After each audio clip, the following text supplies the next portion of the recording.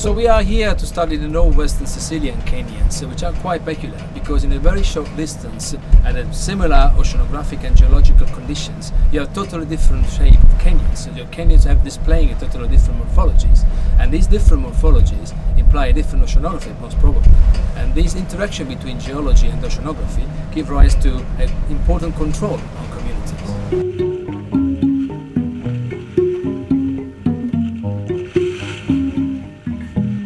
Why submarine canyons? I think they are one of the more important features in the deep sea because they form the direct connection between the shallow water and the deep water. They create quite a lot of dynamics, create special currents.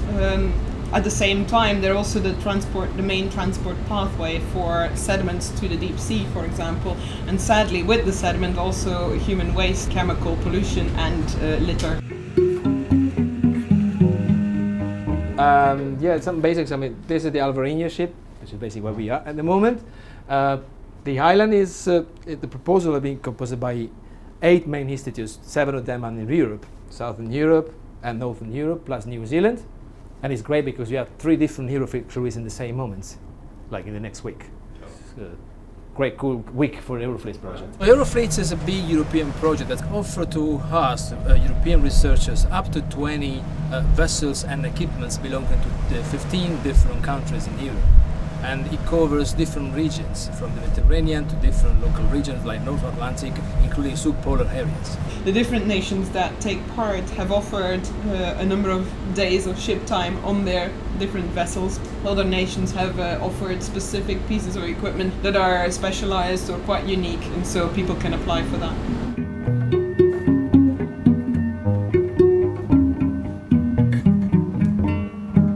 Study of submarine canyons requires a multidisciplinary and holistic approach that involves a wide range of expertise and instrumentation. And Island is a very fine example of such an approach, and thanks to support by Eurofleets, it was possible to have a very active interaction between scientists from different fields and from a variety of European countries. And such support is fundamental to countries such as Malta, because we lack access to both a research vessel and to seafloor surveying infrastructure.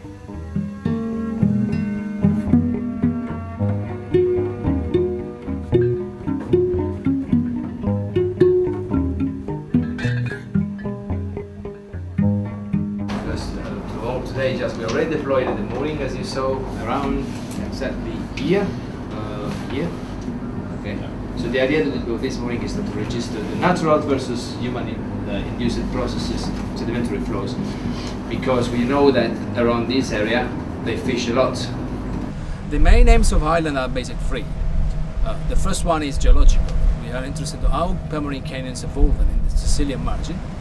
The second one is more regarding the habitat distribution and community and benthic community, and then the other one is more regarding the human inputs. So what's our role in disturbing submarine canyon environments? The northern Sicily continental margin is crucial in the geology of the Mediterranean because here we have processes that are linked to the margin between European plate and African plate. If a canyon is related to a retrogressive landslide process, it could be more dangerous for the coastal belts that could be affected by eventually landslide process.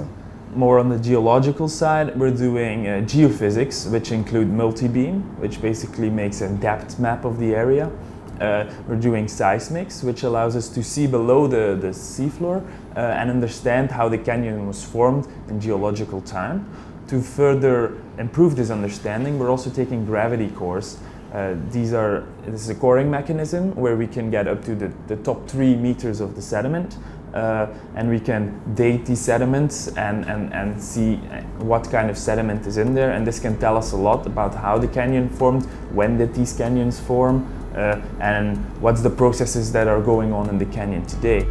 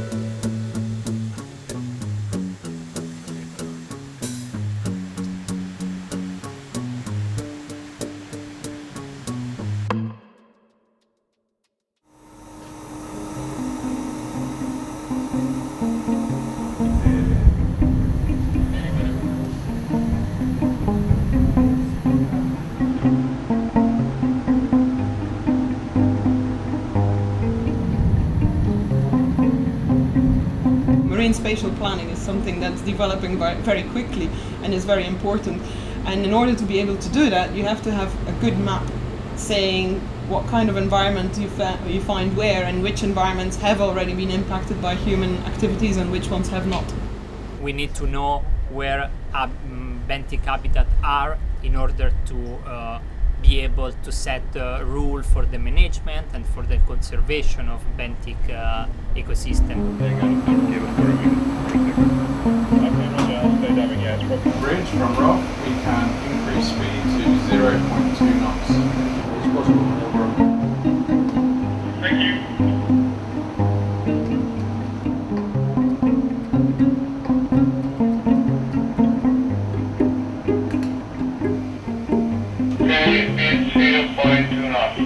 In terms of human impact, the island project is mainly looking at the two factors. So we are looking at trawling activity offshore Sicily, and then we also are making an inventory of the amount of litter on the seabed and the natural processes of how the litter accumulates in certain locations, for example.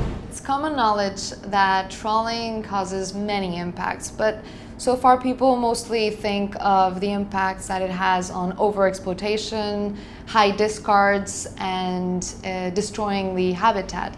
But people don't really realize that it also has an impact on the seafloor, not only habitat-wise. All the disturbed sediment that goes into the water column starts moving into the canyon, which increases the turbidity in the canyon, but also moves away the top layer of the sediment in the area that gets trawled. We can't say to fishermen to stop trawling, to quit their jobs and quit their style and their ways of living, but we must find a way of changing and modifying their practices so that it doesn't affect their style of living, it doesn't affect the environment, and it doesn't compromise our resources in the future.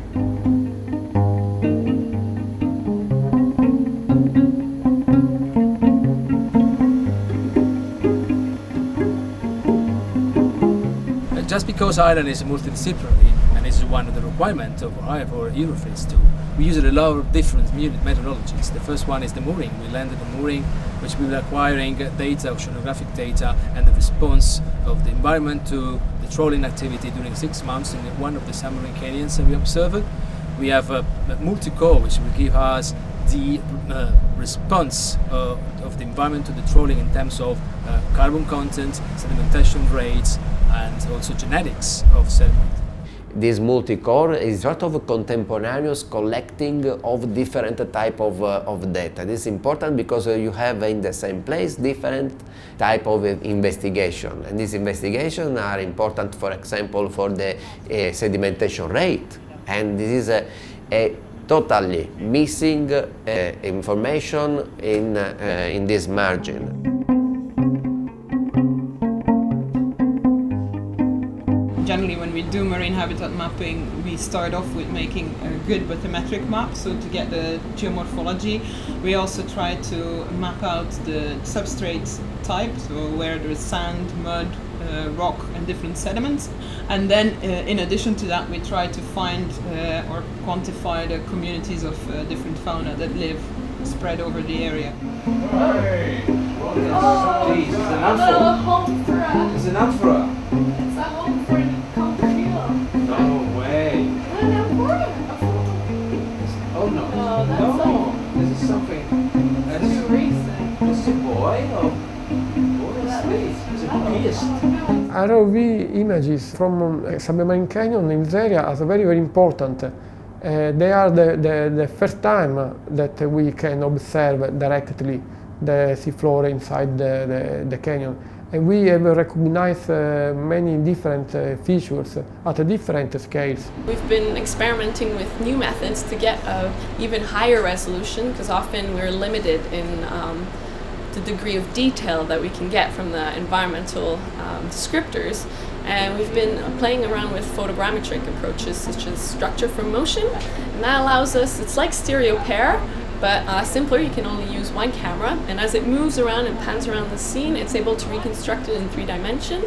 and then we can extract variables such as how bumpy it is or which direction it is at even higher resolution. That's probably going to happen. The final methodology we're using is a CTD, which basically stands for conductivity, temperature, and depth. These are measurements of the water, of the seawater.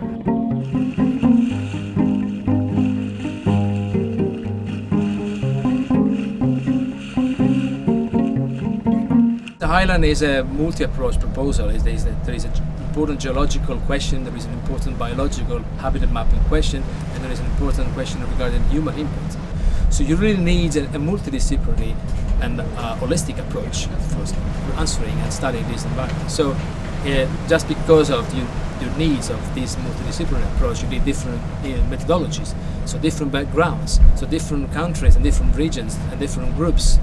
And this is a way to put together a different way of thinking, approaches, knowledges, methodologies and languages. Quindi vuol dire che a 4 no, di frequenze, ma non ci stiamo. Questa è quella che dico che quanto è la Eurofleets only focuses on marine science, so it can help in the first place to get you the ship you need for the task you want to do, to get the necessary people down there with the necessary equipment, and then for me the most important thing is the student component. You can invite, or you have to invite, students, postgraduate students, graduate students, young PhD students, who can come together and who can learn during the cruise. A cruise can really give you the opportunity to have the big picture, to understand the wide significance of the research you're doing. And the Eurofleets is quite important for this reason, because there are a lot of interaction between different backgrounds, different lines, the different steps and stages of the research career. It's almost like a crash course where you see people's different opinions and the methods how we study things in detail, working with them yourself, so it's really an enriching experience. You can receive many enthusiasm from the younger people when you work all together. The chance to talk to different people in different research centers also and different positions, well, it gives me also a broad insight of what is the scientific community.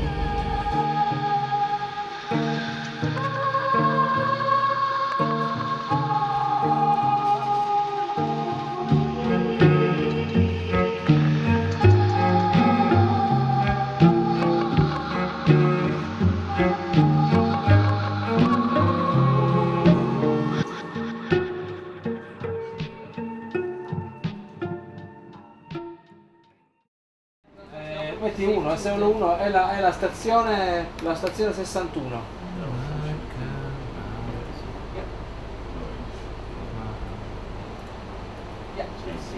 I'm quite shocked because we collected 101 stations in 10 days, so plenty of data. For me, one of the most important and shocking things and striking things is the litters we observed in one of the canyons. The absence or almost absence of megafauna along the canyon, which seems to be a natural process.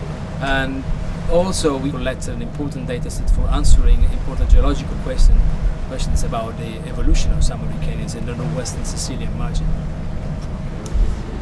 I think the exciting things that I've seen throughout the cruise so far, I hope that we can actually quantify and really understand the difference between the two settings, the Palermo and the Castellammare Canyon, because it's so striking. They are only a few kilometers apart and they are very different in their dynamics, also in terms of the animals on the sea floor and also in terms of their trawling history, so that might become a complicating factor. But even naturally, I think they are very different in the way the sediment is distributed and the way the fauna react to it.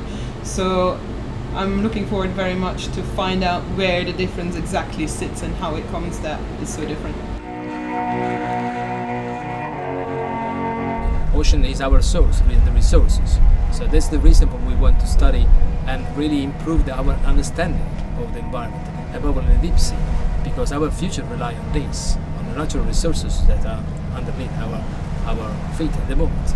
So it's quite interesting and quite important developing new technologies, new integrations between different methodologies to really understand how these systems behave, to protect them and to develop protocols and procedures to manage with these resources.